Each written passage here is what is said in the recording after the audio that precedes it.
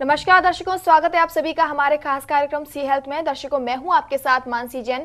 दर्शकों, जैसा कि आप सभी जानते हैं, हम अपने सी हेल्थ के कार्यक्रम के माध्यम से आपको बताते हैं रोजमर्रा की लाइफ में पेश होने वाली तमाम बीमारियों के बारे में। आप उन बीमारियों से कैसे अवगत हो सकते हैं, कैसे आप उन बीमारियों से बच सकते हैं, इन सब के बारे में हम आपको जानकारी देते हैं। आज हम चर्चा करेंगे मोबाइल एडिक्शन के बारे में कि आखिर मोबाइल के प्रति लोग इतने ज्यादा दिन पर दिन एडिक्टेड क्यों होते जा रहे हैं। इस पर आज चर्चा को खास बनाने के लिए आज हमारे साथ स्टूडियो में मौजूद है डॉक्टर विशाल सिन्हा, जो कि मनोचिकित्सक हैं। दर्शकों, सबसे पहले हम डॉक्टर का स्वागत करना चाहेंगे। डॉक्टर, आपका बहुत बहुत स्वागत है। धन्यवाद। डॉक्टर, सबसे पहले मैं ये जानना चाहूंगी कि आजकल ज्यादातर लोगों में देखा जा रहा है कि वो लोग मोबाइल के प्रति एडिक्टेड होते जा रहे हैं, उसका क्या कारण है?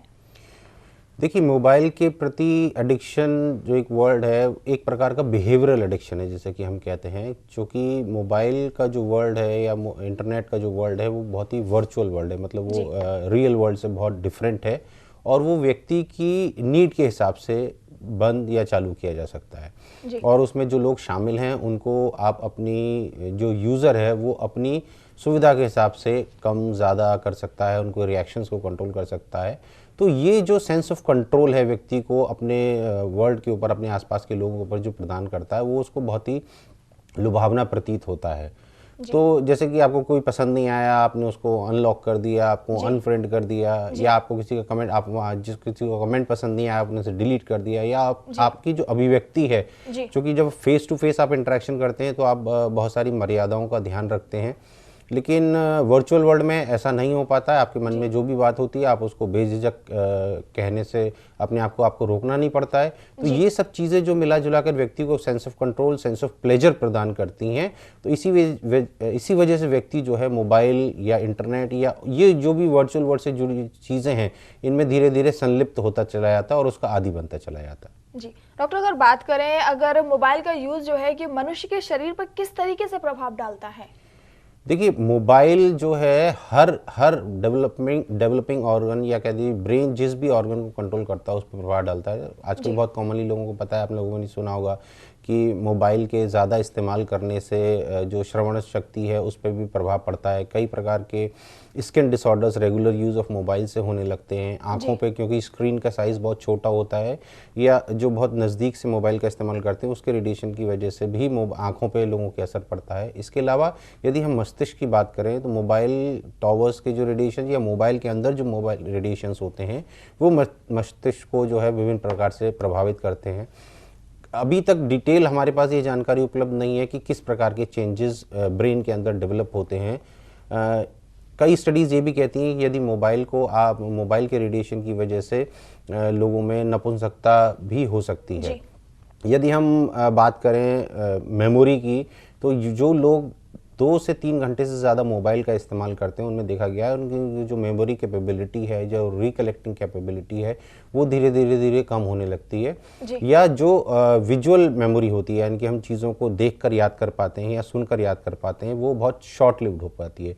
क्योंकि जैसे आपने पहले देखा होगा, जब मोबाइल इतना नहीं हुआ करता था तो लोगों को, या लैंडलाइन हुआ करता था तो लोग घर के अक्सर सभी सदस्यों के नंबर मुंह जवानी याद हुआ करते थे। लेकिन हमारी डिपेंडेंसी, चूंकि हमें मालूम है कि ये हम वहां से रिट्रीव बैक कर सकते हैं, इसलिए हम उसे याद करने का प्रयास भी नहीं करते हैं। और इसीलिए हमारी मेमोरी की जो क्षमता है वो धीरे धीरे कम होने लगती है। तो इसलिए कई बार ऐसा देखा गया है कि लोगों को शायद अपना नंबर भी कई लोगों को स्क्रॉल करके मोबाइल में ढूंढना पड़ता है जब वो रिचार्ज कराने जाते हैं कि मेरा मोबाइल नंबर क्या है। तो मेमोरी पे इसके बहुत सारे प्रभाव देखने को मिलते हैं। बच्चों में जो ग्रोइंग एज के चिल्ड्रन होते हैं, उनकी जो लर्निंग कैपेबिलिटीज होती हैं, उन पे बहुत ज़्यादा प्रभाव देखने को मिलता है।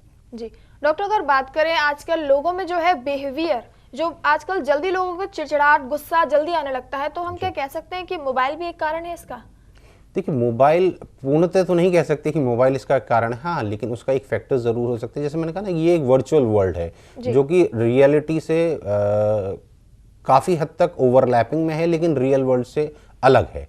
और जो लोग बहुत ज़्यादा मोबाइल का या इंटरनेट का इस्तेमाल करते हैं, वो इस वर्चुअल वर्ल्ड को कहीं ना कहीं, जब आप बहुत ज़्यादा इस्तेमाल करते हैं तो वर्चुअल वर्ल्ड और रियल वर्ल्ड के बीच की जो रेखा है उसको लांघ जाते हैं और ये डिफरेंशिएट नहीं कर पाते हैं कि आप वो जो रिएक्शंस कर रहे हैं या वो जो चीज़ें कर रहे हैं वो रियल वर्ल्ड में कर रहे हैं या वर्चुअल वर्ल्ड में कर रहे हैं। जैसे मैंने कहा, आपने कोई फ़ोटो शेयर करी या आपने कोई कमेंट किया और उस पर किसी ने जो है नेगेटिव कमेंट कर दिया, तो बेसिकली मोबाइल में या इंटरनेट में ये सुविधा है कि आप उसके कमेंट को डिलीट कर सकते हैं, अनलाइक कर सकते हैं, या आप अपनी अभिव्यक्ति भी चाहे वो कितनी भी गलत हो वो कर सकते हैं, उस पर कोई रोक नहीं है। लेकिन रियल वर्ल्ड में ये पॉसिबिलिटी नहीं होती है। तो जो लोग ज़्यादा इसमें रहते हैं वो ये जो बैलेंस है कि रियल वर्ल्ड में आपका बिहेवियर कैसा होना चाहिए और वर्चुअल वर्ल्ड में कैसा होना चाहिए, क्योंकि अलग अलग प्रकार के बिहेवियर हैं, वो मॉड्यूलेट नहीं कर पाते हैं। और अक्सर रियल वर्ल्ड में जब इस प्रकार की सिचुएशंस आती हैं तो वो चाहते हैं कि हम उसी प्रकार का व्यवहार करें, क्योंकि उसमें ईज ऑफ फ्लेक्सिबिलिटी है, वो रियल वर्ल्ड में नहीं मिलती है। और इसीलिए उनके अंदर वो जब कोई विपरीत उनके ऊपर कमेंट कर देता है तो वो उसको टॉलरेट नहीं कर पाते हैं, क्योंकि वो वहाँ उसे डिलीट नहीं कर सकते हैं, वहाँ उसे अंडू नहीं कर सकते हैं। इसीलिए उनके अंदर रिटेलिएशन की भावना या चिड़चिड़ापन, जिसको हम कह सकते हैं, वो देखने को मिलता है। जी डॉक्टर, बहुत से मामलों में ये भी देखा गया है कि किसी ने अपनी फोटो फेसबुक पे अपलोड करी और उस पे कुछ अभद्र कमेंट आए या वो कमेंट उसको नहीं पसंद आए, तो उससे मतलब व्यक्ति के व्यवहार पे बहुत ही ज्यादा असर पड़ता है। तो उसके बारे में आप क्या कहना चाहेंगे? देखिए, ये जो फेसबुक या किसी भी सोशल मीडिया पे जो शेयरिंग का जो ट्रेंड है, ये basically it gives you a sense of pleasure. जब आप कोई फोटो, इवेंट या कोई भी चीज़ शेयर करते हैं और आपको उस पर जो लाइक्स या कमेंट्स मिलते हैं, तो ये बेसिकली आपको सेंस ऑफ एक्नॉलेजमेंट और रिकॉग्निशन प्रदान करते हैं। और इसकी वजह से दिमाग के अंदर बहुत सारे न्यूरोकेमिकल्स जो आपको आनंद का अनुभव कराते हैं, वो सिक्रीट होने लगते हैं। तो जब ये एक प्रकार का, मैंने कहा ना, बिहेवियरल एडिक्शन है। और जब आपको ये सब चीज़ें नहीं प्राप्त होती हैं तो वो दिमाग के अंदर वो न्यूरोकेमिकल डिस्चार्ज नहीं होता है और आप उस अनुभव से वंचित होने लगते हैं और आप उदासीन महसूस करने लगते हैं। जी। तो यह एक कारण है कि आप उसकी तरफ आकर्षित होते हैं। लोग चाहते हैं कि उनको, हर एक व्यक्ति चाहता है कि उसको रिकॉग्निशन और एक्नॉलेजमेंट मिले। तो जैसे ही आपके फोटोज़ पर कमेंट्स या लाइक्स चालू होते हैं तो वो आपको अच्छा होने लगता है और एक विशेष साइकिल, मतलब एक अनवरत साइकिल शुरू हो जाती है कि लाइक्स आएंगे आपको अच्छा लगेगा और लाइक्स आएंगे आपको और अच्छा लगेगा। इसीलिए जब ये प्रक्रिया में किसी भी प्रकार का बाधा आती है कि आपको कोई नेगेटिव कमेंट आता है तो वो आप उसको रिटेलिएट करते हैं, क्योंकि वो आपको एक्सेप्टेबल नहीं है, क्योंकि वो आपके प्लेजर के अगेंस्ट है। जी जी डॉक्टर, अगर बात करें बच्चों की, अगर युवाओं की बात करें तो युवाओं को तो अगर उनको जरूरत होती है फोन की, अगर वो कॉलेज जाते हैं, कॉलेज गोअर है, तो उनको तो जरूरत होती है। लेकिन अगर बात करें छोटे बच्चों की, तो आजकल देखा जाता है कि छोटे छोटे बच्चे भी बाहर ना खेलकर वो मोबाइल का यूज करते हैं, उसमें गेमिंग करते हैं। तो उसके बारे में बात करना चाहूंगी। देखिए, कहीं ना कहीं हमारी जो करंट पीढ़ी है या जो करंट माता पिता हैं वो इसके लिए जिम्मेदार हैं। बच्चा पेट से सीख कर नहीं आता है कि उसको मोबाइल का इस्तेमाल करना है या आईपैड का इस्तेमाल करना है। चूँकि हम एकांकी परिवार में रहते हैं और हमारे जो ह्यूमन इंटरेक्शंस हैं वो बहुत कम हैं, गिने चुने सदस्य हैं, माता पिता और बच्चे हैं। माता पिता दोनों जॉब पर जाते हैं, अपने जॉब के स्ट्रेस लेवल्स हैं और उनके पास समय नहीं होता है बच्चे को देने के लिए। तो वो कोई ना कोई एक चीज़ ऐसी जिसमें बच्चा आनंदित महसूस करे या उसमें एब्जॉर्ब हो जाए, उसको वो गैजेट के रूप में प्रदान करने की कोशिश करते हैं। शुरुआत वो छोटे से एक फ़ोन से, या आपने देखा होगा अक्सर 3-3, 4-4 साल के बच्चे आईपैड पर गेम्स खेलना शुरू करते हैं। माँ बाप जब ऑफिस से आते हैं वो चाहते हैं कि बच्चा शांति से रहे और हम भी अपनी शांति से रहें। तो वो उसको एक सो कॉल्ड रिवार्ड सिस्टम के तहत उसको वो आईपैड पकड़ा देते हैं कि इसमें कुछ गेम खेल लेगा या कुछ कार्टून्स देख लेगा। तो धीरे धीरे बच्चा जो है उसी में, क्योंकि वो प्लेजर बेस्ड प्रिंसिपल है, क्योंकि उसको उसमें आनंद की प्राप्ति होती है, उसकी जो सारी डिजायर्स हैं वो it's a one way thing. आप जो कुछ अभिव्यक्ति करना चाहते हैं उधर से सामने से कोई रिएक्शन नहीं आ रहा है। आप किसी स्टेज में, जीवन में ऐसा नहीं है कि आप किसी स्टेज में फेल हो जाएं तो आप उसको वापस जाकर रिवर्ट बैक कर सकते हैं। गेम में ऐसा है, आप एक स्टेज क्लियर नहीं कर पाए तो गेम को बंद करिए, दोबारा से शुरू करिए, आप उसी स्टेज को दोबारा खेल सकते हैं। तो ऐसा रीसेट बटन तो व्यक्ति को हमेशा चाहिए होता है, क्योंकि जो नेगेटिव थिंग है वो कोई एक्सेप्ट नहीं करना चाहता। मोबाइल में ये सुविधा है, इंटरनेट में ये सुविधा है कि आप अपने बटन को रीसेट कर सकते हैं और फिर से उसी स्टेज पे दोबारा पहुंचकर आप उसको अचीव करने की कोशिश कर सकते हैं। तो ये बहुत ही सुखदायक अनुभूति होती है और बच्चे इसीलिए उसमें एब्जॉर्ब होते चले जाते हैं। दूसरी बात यह है कि जिस प्रकार के समाज में हम रह रहे हैं, सोशल एक्टिविटीज़ या कहिए आउटडोर एक्टिविटीज़ की सुविधाएं बहुत कम है। पार्क धीरे धीरे नष्ट होते चले जा रहे हैं। एकांकी परिवार है, दादा दादी अपनी कहानियां सुनाने के लिए अवेलेबल नहीं है और हम चाहते हैं कि वो संस्कार दें। तो हम चाहते हैं कि बच्चे को एक टैबलेट दे दें जिसपे कि वो वहाँ रामायण देखता रहे या महाभारत देखता रहे या कार्टून देखता रहे, तो शायद कुछ सीखे। तो धीरे धीरे वो उसमें एब्जॉर्ब होते चला जाता है। जब ये जरूरत से ज़्यादा हो जाता है तो हम चाहते हैं कि वो एकदम से बंद हो जाए। तो ये कंट्रोल माँ बाप को शुरू से ही रखना पड़ेगा कि यदि आप अपने बच्चे को कोई भी गैजेट दे रहे हैं, इलेक्ट्रॉनिक गैजेट दे रहे हैं, चाहे वो मोबाइल हो, चाहे आईपैड हो, चाहे वो लैपटॉप हो, ये निश्चित कर लें कि बच्चे को उसकी आवश्यकता है।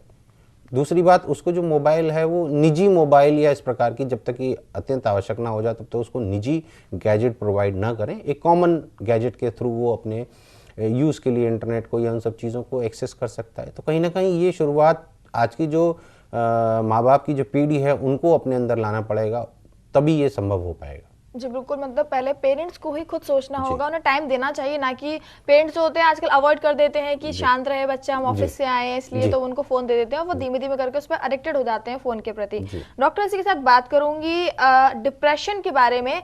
क्या डिप्रेशन लोगों में भी आजकल ज्यादातर बढ़ता जा रहा है, तो क्या इसका कारण भी हम मोबाइल का यूज बोल सकते हैं? नहीं, देखिए, डिप्रेशन के कारण में मोबाइल का इस्तेमाल नहीं आता है, लेकिन हाँ ये ज़रूर देखने को मिला है कि जो लोग डिप्रेसिव होते हैं वो ज़्यादा समय, चूँकि वो ह्यूमन इंटरेक्शंस को अवॉइड करते हैं, वो लोग मोबाइल का इस्तेमाल, थोड़ा सा वर्चुअल वर्ल्ड का इस्तेमाल ज़्यादा करने लगते हैं। क्योंकि मैंने कहा ना, वो एक रिएक्शन है। क्योंकि यदि आपका मन अच्छा नहीं है और अक्सर आपको प्रेरित करने के लिए या आपको समझाने के लिए घर वाले जो सलाह देते हैं वो आपको अच्छी नहीं लगती, क्योंकि आपका मन अच्छा नहीं होता, और या वो ज़्यादातर जो है जजमेंटल हो जाते हैं, आपको कोई ना कोई राय देना चाहते हैं, और इसलिए आप उनसे, क्योंकि आपका मन अच्छा नहीं, आप डिप्रेसिव, आप अवसाद का शिकार हैं, इसलिए आप उसको अवॉइड करना चाहते हैं।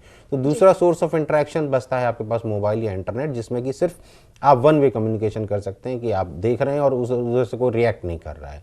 तो अक्सर ये देखा गया है कि जो लोग इनिशियल स्टेजेस में, जब अवसाद के में, लोग वर्चुअल वर्ल्ड का ज़्यादा इस्तेमाल करते हैं, लेकिन जब ये बहुत ज़्यादा सीवियर होता है तो वो फिर हर चीज़ से बिल्कुल कटने लगते हैं। जी बिल्कुल, दर्शकों हम आपको बता दें आज हमारे साथ स्टूडियो में मौजूद डॉक्टर विशाल सिन्हा, जो कि मनोचिकित्सक है, जिनसे आज हम चर्चा कर रहे हैं कि मोबाइल का यूज करने से क्या क्या परेशानी हो सकती है, आपके व्यवहार में किस तरीके से प्रभाव डालता है मोबाइल, इसके बारे में आज हम चर्चा कर रहे हैं। डॉक्टर्स के साथ अगर बात करें बच्चों की व्यवहार की, जो आजकल छोटे बच्चे देखे जाते हैं उनको बहुत जल्दी गुस्सा आने लगता है, तो क्या कारण है उसका? वो जैसे कि मैंने पहले कहा कि हम एक एकांकी परिवार, उसका एक बहुत बड़ा कारण है, क्योंकि ह्यूमन इंटरेक्शन, जो हमारे जो लोगों के संग जो इंटरेक्शंस हैं वो बहुत कम हैं, और हम चूँकि समय नहीं है इसलिए हम बिहेवियर मॉड्यूलेशन पे उतना ध्यान नहीं दे पाते हैं। पहले के समय में जब दादा दादी, चाचा चाची और उनके बच्चे भी रहते थे, तो वो अपने रिश्तों को अपने आप बनाने की कोशिश करते थे। उनके संग कैसा बड़ा है उसके संग कैसा व्यवहार करना है, छोटा है उसके संग कैसा व्यवहार करना है, ये सारी अपॉर्चुनिटीज़ उनको मिलती थी, वो अपने आप व्यवहार को मॉड्यूलेट करना सीखते थे। आज ये सुविधाएं उपलब्ध नहीं है, तो व्यक्ति, जो बच्चा है, वो ये नहीं जानता है कि कौन बड़ा है कौन छोटा है, और मुझे किस प्रकार से अपना व्यवहार को मॉड्यूलेट करना है, या मेरे अंदर, उसके अंदर जो टॉलरेंस पावर है कि किसी ने कुछ गलत कह दिया या किसी ने कुछ डांट दिया, तो वो टॉलरेंस पावर नहीं है, वो बच्चों को अक्सर घर में नहीं सिखाई जाती है। तो जब वो रियल वर्ल्ड में जाता है, स्कूल में नहीं बनी है, टीचर ने कुछ कह दिया है, या किसी दोस्त से लड़ाई हो गई, या मोहल्ला पड़ोस में किसी से लड़ाई हो गई, तो चूंकि उसको टॉलरेंस सिखाई नहीं गई है, तो वो जल्दी से रिएक्ट करता है, रिटेलिएट करता है और आक्रामक हो जाता है। यही कारण है कि बच्चों में जो है इरिटेबिलिटी बहुत ज़्यादा देखने को मिलती है। दूसरी बात ये है कि इजी गोइंग लाइफ या प्लेजर बेस्ड प्रिंसिपल है, कि मैंने कहा ना कि जो भी बच्चा मांगता है, संपन्नता धीरे धीरे बढ़ती चली जा रही है, और माँ बाप अक्सर चाहते हैं कि जो भी सुख सुविधाएं हैं, जो शायद जिनका उनको अभाव रहा है, वो उनके बच्चों को ना हो, तो इसीलिए उसके मांगने से पहले उसको वो चीज़ उपलब्ध होती है। पहले लोगों को कई बार अपने आप को प्रूफ करना पड़ता था कि भाई एक साइकिल मिलेगी तो आप इतने नंबर लाएंगे तब मिलेगी। आज की डेट में साइकिल पहले होती है तो नंबर की बात ही नहीं, तो व्यक्ति को प्रूफ करने की जो आदत होती है वो खत्म होती चली जाती है, उसे वो मिलता है, पहले से मिल रहा होता है, तो उसको वो जो टेम्परामेंट है उसको हमेशा लेने की आदत पड़ गई, उसके लिए वेट करने का जो बिहेवियर है वो उसके अंदर डेवलप नहीं हो पाता है। तो जब भी भावी जीवन में कभी ऐसी स्थिति आती है कि उसे किसी भी चीज़ के लिए वेट करना पड़ता है, चाहे वो रिश्ते हों, चाहे वो कोई वस्तु हो या कोई भी हो, तो फिर वो असहज महसूस करने लगता है, और फिर रिटेलिएशन या आक्रामक स्वभाव देखने को उसमें मिलता है। जी बिल्कुल, दर्शकों आज हम आपको बता दें हमारे साथ स्टूडियो में मौजूद हैं डॉक्टर विशाल सिन्हा, जो कि मनोचिकित्सक है, जिनसे आज हम चर्चा कर रहे हैं मोबाइल के यूज़ के बारे में, कि वो किस तरीके से हमारी हेल्थ पर प्रभाव डालता है, इसके बारे में हम चर्चा कर रहे हैं। मगर दर्शकों अभी वक्त हो चला एक छोटी सी ब्रेक का, ब्रेक के बाद हम जल्द हाजिर होंगे।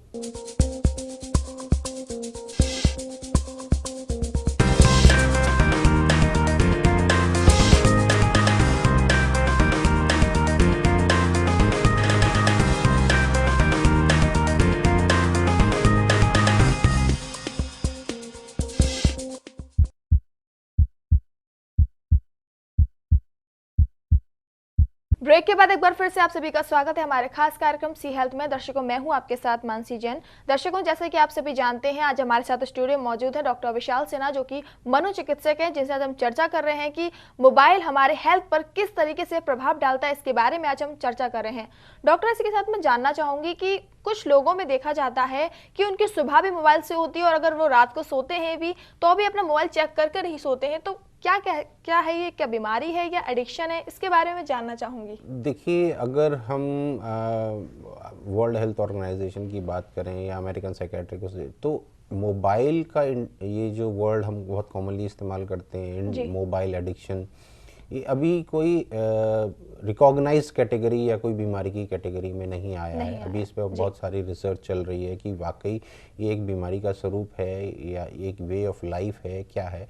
अभी इस पर रिसर्च चल रही है। कुछ लोग मानते हैं कि ये एक प्रकार का एडिक्शन है, लेकिन हाँ, अगर हम इसके पैटर्न और बिहेवियर को देखें तो ज़रूर ये एक बिहेवियरल एडिक्शन है। जैसे मैंने कहा, बिहेवियर, ये आपके स्वभाव का एडिक्शन है, क्योंकि ये बहुत सारे ये प्लेजर प्रिंसिपल पे काम करता है। आपके दिमाग के अंदर सेरोटोनिन और डोपामिन सिक्रीट होते हैं जो आपको प्लेजर प्रदान करते हैं, आपको अच्छा महसूस कराते हैं और रिकॉग्निशन और एक्नॉलेजमेंट प्रोवाइड करते हैं। इस वजह से लोग उसमें एडिक्टेड हो जाते हैं। अक्सर लोगों में देखने को मिला है कि यदि मोबाइल का एक्सेस उनको ना मिले, इंटरनेट का एक्सेस ना मिले या उनकी बैटरी लो हो रही है, तो बहुत असहज सा महसूस करने लगते हैं। उनके अंदर चिड़चिड़ाहट देखने को मिलती है और उनको लगता है कि वो पूरी दुनिया से कट चुके हैं। इसके अलावा ये भी देखने को मिला है कि जैसे कि हम बोलते हैं नोमोफोबिया, कि इसमें हर एक व्यक्ति की अपनी मोबाइल की रिंगटोन अलग है जो उसे अच्छी तरह पहचानता है, लेकिन फिर भी यदि एक सोशल कम्युनिटी या गैदरिंग में बैठा हुआ कोई भी मोबाइल बजता है तो अपना मोबाइल निकाल के चेक करता है कि कहीं शायद मेरा फोन ना बजा हुआ हो। तो ये एक प्रकार का फोबिया कि कहीं कोई इंपॉर्टेंट कॉल मिस ना हो जाए, कोई इंपॉर्टेंट मैसेज है, क्योंकि आपका जो सारा का सारा जीवन है वो मोबाइल के इर्द गिर्द ही रह गया है। लोग अपने अपॉइंटमेंट्स हैं, जो नोटिफिकेशंस हैं या बैंकिंग है, जो भी कुछ है, वो सारी की सारी अब मोबाइल से जुड़ गई है। तो अगर आप उसमें कहीं पीछे रह जाते हैं तो आपको ये लगता है कि कहीं मेरा कोई अहित ना हो जाए या मैं कोई चीज़ मिस ना कर जाऊं, क्योंकि आपका अपॉइंटमेंट शेड्यूल, बच्चों का स्टडी प्लानर भी वहाँ आ रहा है, स्कूल की छुट्टी है या नहीं है वो भी वहीं पर आ रहा है, आपके ऑफिस के जो ईमेल्स हैं वो भी उसी पर आ रहे हैं। तो आपके मन में ये भय बना रहता है कि कहीं कोई इंपॉर्टेंट नोटिफिकेशन मिस ना हो जाए, इन्फॉर्मेशन मिस ना हो जाए, और इसी वजह से आप बार बार उसको चेक करते रहते हैं। इसको नोमोफोबिया नाम का या रिंगोफोबिया नाम का एक टर्म दिया गया हुआ है। लेकिन ये एक बीमारी की कैटेगरी में आता है कि नहीं आता है, स्टिल मतलब अभी हम इसके बारे में श्योर नहीं है। मे बी आने वाले समय में हम शायद ये बहुत बेहतर तरीके से कह पाएँ, या ये कह सकते हैं क्योंकि इंटरनेट की सुविधा भारत में तेज़ी से बढ़ रही है, लेकिन उतनी स्पीड पर नहीं है या उतनी ज़्यादा ईज़िली अवेलेबल नहीं है कि बाकी जो अन्य देश हैं उनमें ये टेंडेंसी बहुत ज़्यादा देखने को मिलती है। चाइना में सबसे ज़्यादा मोबाइल का इस्तेमाल होता है, जापान में बहुत ज़्यादा इस्तेमाल होता है। तो इन देशों में देखा गया है कि बच्चे बहुत ज़्यादा एडिक्टेड हैं और उस वर्ल्ड से नहीं निकल पा रहे हैं।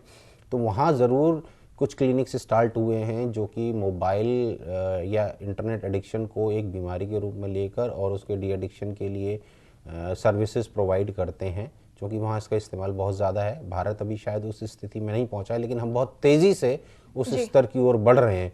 तो ज़रूरी है कि हम पहले से कुछ कदम उठाएं ताकि हम उस भयावह स्थिति से बच सकें। जी बिल्कुल। डॉक्टर के साथ अगर मैं बात करूं, आजकल ऑनलाइन गेम और इंटरनेट पे जो गेम आते हैं उसका मतलब कुछ ज़्यादा ही ट्रेंड देखा जा रहा है आजकल युवाओं में, बच्चों में भी देखा जा रहा है। तो उसके बारे में जानना चाहूँगी। देखिए, ये आपने बहुत ही ज्वलंत प्रश्न उठाया है। इंटरनेट गेमिंग डिसऑर्डर एक रिकॉग्नाइज्ड बीमारी है जिसको कि वर्ल्ड हेल्थ ऑर्गेनाइजेशन या अमेरिकन साइकेट्रिक एसोसिएशन, जो सबसे बड़ी संस्थान है मानसिक रोगों को लेकर, उन्होंने भी अपने बीमारी की जो लिस्ट है उसमें इसको शामिल किया है। इंटरनेट गेमिंग डिसऑर्डर एक प्रकार का डिसऑर्डर है, एडिक्टिव डिसऑर्डर है, जिसमें कि व्यक्ति ऑनलाइन गेम हो चाहे ऑफलाइन गेम हो, वो उससे छूट नहीं पाता है। प्रमुखतः ये यंग पॉपुलेशन में, जो स्कूल गोइंग या कॉलेज गोइंग पॉपुलेशन है, इसमें बहुत ज़्यादा देखने को मिलता है। एडल्ट्स में भी या वयस्कों में भी ये देखने को मिलता है, लेकिन तादाद इसकी जो है वो कम होती है। ज़्यादातर लोग शिकार जो होते हैं वो ऑनलाइन गेमिंग के होते हैं, क्योंकि ऑनलाइन गेमिंग मैंने कहा रिवॉर्ड प्रिंसिपल पे वर्क करता है। रिवॉर्ड प्रिंसिपल का मतलब कि आपने एक स्टेज प्रोवाइड करी तो आपको एक सुविधा मिलती है, आपका स्कोर बढ़ जाता है, आप कुछ स्टार्स कलेक्ट करते हैं, आपको कुछ स्पेशल पावर्स मिलती हैं। ये सारे जो आपको प्लेजर, आपको एक रिवॉर्ड सिस्टम है कि आप पुरस्कृत होते हैं किसी एक कार्य को करने के लिए। और जब भी आपको दिमाग को ये लगता है कि आप किसी कार्य को करने के लिए पुरस्कृत हो रहे हैं तो वो उस व्यवहार को बार बार करने की कोशिश करता है, और इसीलिए लोग उसमें धीरे धीरे एब्जॉर्ब होने लगते हैं। कुछ गेम्स ऐसे हैं जो कि अनवरत चलते चले जाते हैं, जो कभी भी खत्म नहीं होते। कुछ गेम एंडिंग गेम्स होते हैं कि मतलब एक स्टेज के बाद वो गेम खत्म हो जाएगा, लेकिन कुछ गेम्स ऐसे हैं जो एंड जिनका कोई अंत नहीं है, और स्टेज बाय स्टेज, और अक्सर लोग उसमें एब्जॉर्ब हो जाते हैं, कई अकाउंट खोल लेते हैं और उनको इस्तेमाल करने लगते हैं। अक्सर ये देखा गया है कि इस मोबाइल इंटरनेट गेमिंग की वजह से लोग अपने स्कूल की परफॉर्मेंसेस में बहुत पीछे रहने लगते हैं, उनकी याददाश्त कमज़ोर होने लगती है। कई बार ये देखने को मिला है कि बच्चे स्कूल ही नहीं जाते हैं, किसी बीमारी का बहाना करके, छोटी बीमारी का बहाना करके लैपटॉप या मोबाइल को एक्सेस करना चाहते हैं, या माँ बाप से कहते हैं कि हमारा स्कूल का कोई प्रोजेक्ट है जिसके लिए हमें इंटरनेट की आवश्यकता है, या स्कूल का टास्क है, को करिकुलम है, या मैं मोबाइल से पढ़ना चाहता हूँ, ऑनलाइन क्लासेस करना चाहता हूँ, और उसके एवज में माँ बाप वो प्रोवाइड कर देते हैं और बच्चा उसको इस्तेमाल करने लगता है। तो ये बहुत ही तेज़ी से ट्रेंड डेवलप हो रहा है, जिसके लिए माँ बाप को सतर्क होना चाहिए, स्कूलों को भी सतर्क होना चाहिए कि चूँकि उन्होंने सारे चीज़ें जो हैं वो मोबाइल या लैपटॉप या इंटरनेट पर प्रोवाइड करने। आजकल जो गेस्ट पेपर्स आते हैं या इम्पॉर्टेंट हैं वो भी मोबाइल पे शेयर हो रहे हैं, नेट पे शेयर हो रहे हैं, और बहुत सारी क्लासेस हैं, ऑनलाइन क्लासेस हैं जो चल रही हैं, जो कहते हैं कि बच्चों को बहुत अच्छी तरीके से समझाती हैं, शायद स्कूल में नहीं समझा पाते हैं। तो बच्चे उनका इस्तेमाल करते करते धीरे धीरे कहीं ना कहीं उस वर्चुअल वर्ल्ड में हम धकेलते चले जा रहे हैं। तो कहीं ना कहीं वो यूज़ हमें जो है रिस्ट्रिक्ट करना चाहिए, इससे पहले कि ये एक भयंकर जो है बीमारी के रूप में या एपिडेमिक रूप में हमारे सामने आए। और हमें बच्चों को, अक्सर माँ बाप सोचते हैं कि शायद इनिशियल स्टेजेस में वो दूर रखने की कोशिश नहीं करते हैं कि बच्चा हमारा पढ़ रहा है और तेज़ी से आगे बढ़ेगा, इसका बौद्धिक विकास होगा, लेकिन जब वो एक स्टेज में उसके अंदर बहुत ज़्यादा डूब जाता है तब फिर वो चाहते हैं कि ये सरासर एकदम से बंद हो जाए, जो कि संभव नहीं है। अक्सर माँ बापों को हमने देखा है कि वो क्या करते हैं कि लैपटॉप जो है एक्सेस बंद कर देंगे, ताले में लगा देंगे, या गैजेट छीन लेंगे बच्चे से या तोड़ देंगे, तो बच्चा रिटेलिएट होने लगता है, आक्रामक होने लगता है, और अनेक प्रकार की डिमांड्स रखने लगता है कि आप ये मुझे दे दो तो मैं पढ़ाई करने लगूंगा। फिर ये जो बिहेवियरल प्रॉब्लम्स हैं ये भयानक रूप लेने लगती हैं, और तब जाके लोग कंसर्न होते हैं उसके लिए। जी डॉक्टर, अगर बात करूँ आपके पास किस तरह के पेशेंट्स आते हैं, इस तरह की अगर समस्या लेकर आते हैं तो इसके बारे में जानना देखिए, हमारे पास इंटरनेट गेमिंग डिसऑर्डर को लेकर काफ़ी सारे पेशेंट्स आते हैं। अक्सर मैंने कहा ना, वो स्टूडेंट क्लास होती है जो मे बी शायद 8वीं 9वीं 10वीं 11वीं वाली, कुछ इंजीनियरिंग के स्टूडेंट्स भी रहते हैं जो इंटरनेट के लिए बहुत ज़्यादा एडिक्टेड होते हैं, और कई बार ऐसे स्टूडेंट्स देखने को मिले हैं जिन्होंने अपनी क्लासेस तक कॉम्प्रोमाइज़ कर दी हैं, उनकी अटेंडेंस शॉर्ट हो जाती है, वो एग्ज़ाम नहीं दे पाते हैं क्योंकि वो जो है इस गेम में इतने ज़्यादा लगे हुए होते हैं। लोग मल्टीपल अकाउंट्स बनाते हैं, और ये इस प्रकार के अकाउंट्स होते हैं कि ये डिलीट नहीं किए जा सकते हैं आपके। ये आप चाहे 3 महीने बाद खेलें, 2 महीने बाद खेलें, या 4 महीने बाद खेलें, वो आपका अकाउंट वहीं रहता है।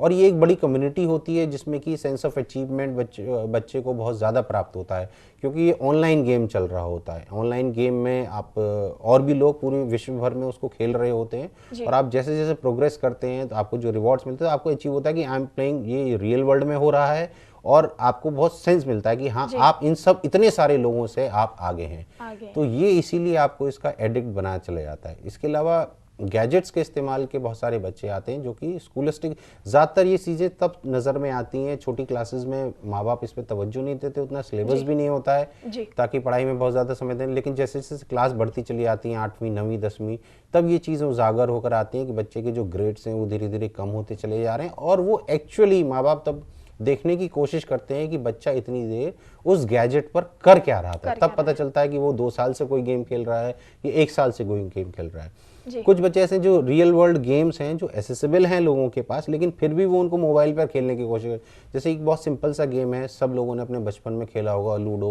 और सांप सीढ़ी, लेकिन वो आज की डेट में वो ऑनलाइन अवेलेबल है। सो लोग जो है वो उसको ज़्यादा तवज्जो देते हैं। माँ बाप को चाहिए कि भाई आपको लूडो ही खेलना है, ठीक है, हम 4 लोग घर के सदस्य 2 लोग बैठकर खेलते हैं, आपका इंटरेक्शन बढ़ेगा, बच्चा उसके लिए एडिक्टेड नहीं होगा, उसके अंदर टॉलरेंस आएगी, बहुत सारी कैपेबिलिटीज़ आप उसको अंदर जनरेट करना चाहते हैं कर सकते हैं। हम ईजी वे लेते हैं कि भाई ठीक है ये गेम हमने डाउनलोड कर लिया, आप खेलिए इसको जी। तो ये जो टेंडेंसी है ये कहीं ना कहीं हमें अपने अंदर बदलाव लाना पड़ेगा। जी, तो मतलब कि कह सकते हैं कि इस तरह के अगर जो पेशेंट्स होते हैं या एडिक्टेड होते हैं तो उन लोगों को इनसे दूर करने के लिए पेरेंट्स की बहुत भूमिका होती है। अगर पेरेंट्स उन पर ध्यान दें, अगर उनको टाइम दें तो इन चीज़ों से वो बाकी बच सकते हैं।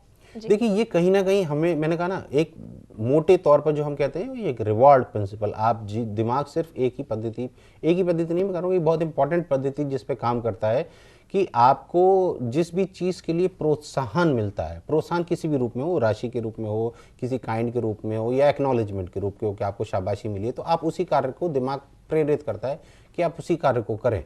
इन सब गेमिंग्स के पीछे यही एक लॉजिक है कि वो आपको एक्नॉलेजमेंट प्रोवाइड करते हैं, आपको एक रिवॉर्ड सिस्टम के थ्रू आपको आगे बढ़ाने की कोशिश करते हैं। वही रिवॉर्ड सिस्टम हमें अपनी रियल लाइफ में कहीं ना कहीं लाना पड़ेगा कि व्यक्ति अक्सर जो जब ये इंटरनेट एडिक्शन या इंटरनेट मोबाइल गेमिंग एडिक्शन बच्चों में होने लगता है तो अक्सर जो अभिभावक होते हैं उनकी टेंडेंसी ये होती है कि बच्चे को एकदम काट दिया जाए उस टेक्नोलॉजी से, जो कि उस एज में संभव नहीं हो पाता है, क्योंकि उसे अपनी पढ़ाई के लिए भी असाइनमेंट्स वहाँ आ रहे हैं या उसको कुछ प्रोजेक्ट बनाना है, उसके लिए उसे एक्सेस करना पड़ता है, तो वो कभी भी संभव नहीं हो पाता है, वो उस स्टेज में चाहते हैं।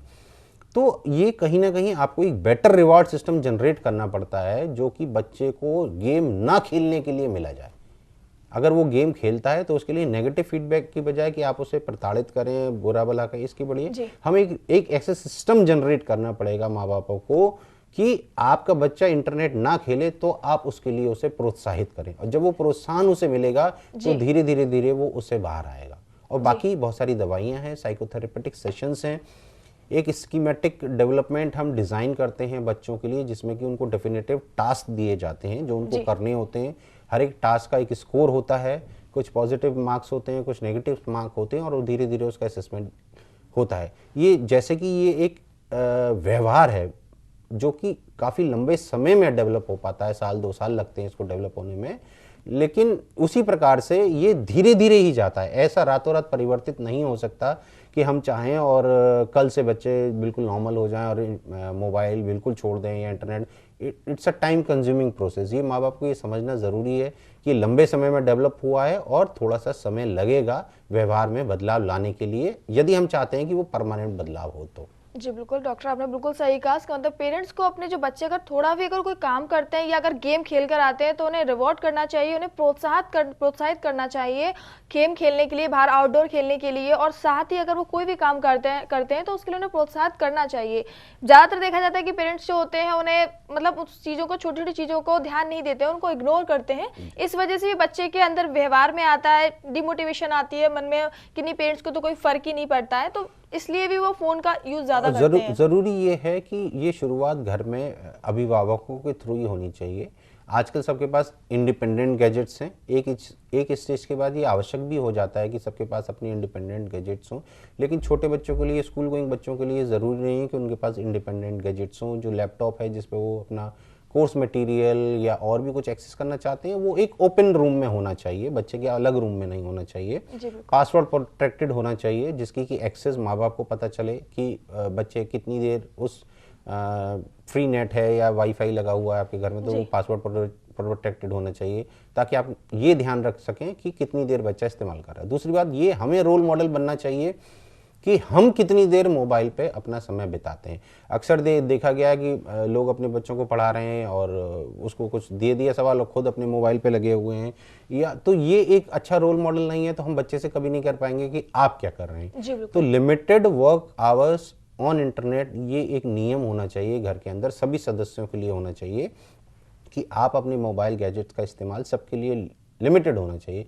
कि ठीक है मम्मी पापा हैं, उनका थोड़ा सा वर्क रिलेटेड टाइम हम कितना गुजार रहे हैं, एंटरटेनमेंट रिलेटेड टाइम हम कितना गुजार रहे हैं, और गेमिंग टाइम हम कितना गुजार रहे हैं। इसकी एक सेट लिमिट होनी चाहिए हर एक व्यक्ति के लिए कि हम इससे ज़्यादा इसका इस्तेमाल नहीं करेंगे। वो लिमिट यदि बच्चे को शुरू से सिखाई जाएगी तो वो एक स्टेज से आगे नहीं जाएगा। जी बिल्कुल ठीक कहा आपने। पहले पेरेंट्स को खुद में अपना व्यवहार चेंज करना चाहिए, उसके बाद ही बच्चों से बोलना चाहिए। जी बिल्कुल ही। दर्शकों, आज हमारे साथ स्टूडियो मौजूद है डॉक्टर विशाल सिन्हा, जो कि मनोचिकित्सक है, जिनसे आपने बहुत सारी जानकारी ली कि मोबाइल का ज़्यादा यूज़ करने से हमारी बॉडी पे किस तरह से इफेक्ट पड़ता है, हमारे व्यवहार पर किस तरह से मोबाइल ज़्यादा प्रभाव डालता है। इसके बारे में आज हमने बहुत सारी जानकारी ली। मगर दर्शकों, वक्त तो चला आपसे विदा लेने का। चलते चलते डॉक्टर, हम जानना चाहेंगे कि आप हमारे दर्शकों को मैसेज क्या देना चाहेंगे।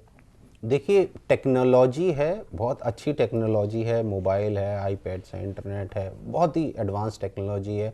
आज की डेट में सिर्फ एक क्लिक कर सारी इन्फॉर्मेशन आपके पास है। लेकिन मोबाइल, ये जो भी टेक्नोलॉजी है, ये इंसान की बेहतरी के लिए बनाई गई है, तो हमें इसका सूझबूझ से इस्तेमाल करना चाहिए। ये हमारे समय को बचाने के लिए और हम चीज़ों को मास्टर कर सकें, इसके लिए बनाई गई है। इसलिए नहीं बनाई है कि हम खुद इसके गुलाम हो जाएं। तो एक जो टैगलाइन हम हमेशा अपने लोगों से कहने की कोशिश करते हैं कि basically use it, shut it and forget it. आप इस्तेमाल करिए, फिर उसके बाद उसको बिल्कुल बंद कर दीजिए और भूल जाइए। यदि आप उसको कॉन्स्टेंटली उसके टच में रहेंगे, जब जितने देर इस्तेमाल करना है वो लिमिट से आप कीजिए कि आपको वर्क आवर्स इतनी देर रहना है, आपको बिल्कुल करिए। आप उसको एंटरटेनमेंट रिलेटेड इतनी देर करना है, बिल्कुल करिए आप उसको। उसके बाद उसको बंद कर दीजिए और भूल जाइए। ऐसा हम लोगों को लगता है कि हम कहीं पिछड़ जाएंगे या कोई इंपॉर्टेंट चीज़ मिस हो गई तो वो कहीं ना कहीं रह जाएगी, लेकिन ऐसा नहीं है। अगर कोई मैसेज आपने आज नहीं पढ़ा है या किसी को हैप्पी बर्थडे कल आपने विश कर दिया है या कोई विशेज़ आपको कल दे दी गई आपने, तो मेरे को नहीं लगता कि एक बहुत बड़ा परिवर्तन आपके जीवन में आ जाएगा या आप बहुत पिछड़ जाएंगे। तो ये लिमिट्स हमें अपने अंदर सेट करनी चाहिए। टेक्नोलॉजी को अपनी बेहतरी के लिए इस्तेमाल करें, जब इस्तेमाल की आवश्यकता है तब इस्तेमाल करें, बाकी फिर उसे भूल जाएं। जी बिल्कुल। दर्शकों, आज हमारे सी हेल्थ में फिलहाल इतना ही। मुझे दीजिए इजाजत। नमस्कार।